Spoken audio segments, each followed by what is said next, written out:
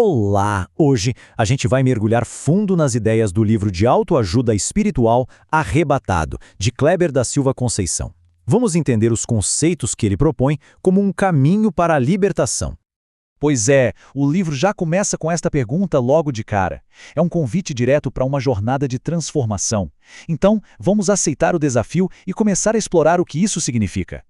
Bem, a jornada do autor começa onde muitas jornadas espirituais começam. Com perguntas.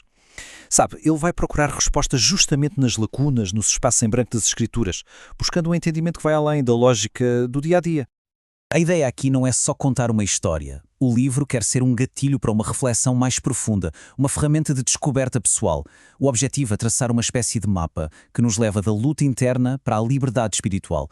E para fazer isso, ele revisita ensinamentos bíblicos bem conhecidos e dá uma nova roupagem, um novo significado para eles. Ok, mas se o caminho existe, o que é que nos impede de seguir? O autor aponta para um obstáculo bem poderoso, uma prisão interna, que nós mesmos construímos. E essa é a pergunta central do livro.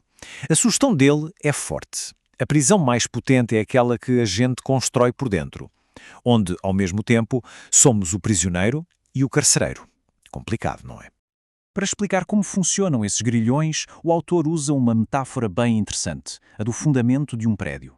Pensa no nosso ser como um edifício. A base, o alicerce, é onde guardamos nossas experiências de vida. E esse fundamento pode ser sólido, ou, como vamos ver, pode estar cheio de entulho destrutivo. E o que seria esse entulho, afinal?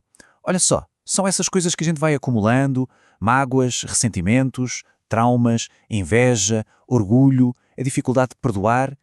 Tudo isso vai se amontoando e enfraquecendo a nossa estrutura espiritual por dentro, sabe? Como uma infiltração silenciosa. Tá bom, o diagnóstico foi feito. E agora, como é que a gente limpa esse entulho todo? A proposta do livro é fascinante. A ideia é voltar para histórias bíblicas super conhecidas, mas olhar para elas com outros olhos, para tirar lições práticas para o nosso dia a dia. Um ótimo exemplo disso é a história de Caim e Abel. Geralmente, a gente pensa nela como uma história sobre ciúmes, certo? Mas aqui o foco muda completamente. A questão passa a ser a diferença entre obediência e conveniência. Ou seja, o autor defende que o problema não era o que foi oferecido, mas a intenção por trás. Caim ofereceu o que era mais fácil, mais conveniente para ele. Já Abel ofereceu o que foi ensinado. A lição, então, é que a verdadeira oferta vem da obediência e não da nossa preferência pessoal. É uma lógica parecida com a que ele aplica à história de David e Golias. A armadura pesada do rei, que não servia em David, é vista aqui como as roupas que o mundo te deu. O convite é para se livrar disso e receber a armadura espiritual que vem de Deus. Então, a partir dessas lições, o livro começa a desenhar um caminho bem claro para a liberdade. Um caminho que se apoia em 4 pilares fundamentais. E o ponto de partida, a chave para essa libertação, segundo o autor, é o perdão.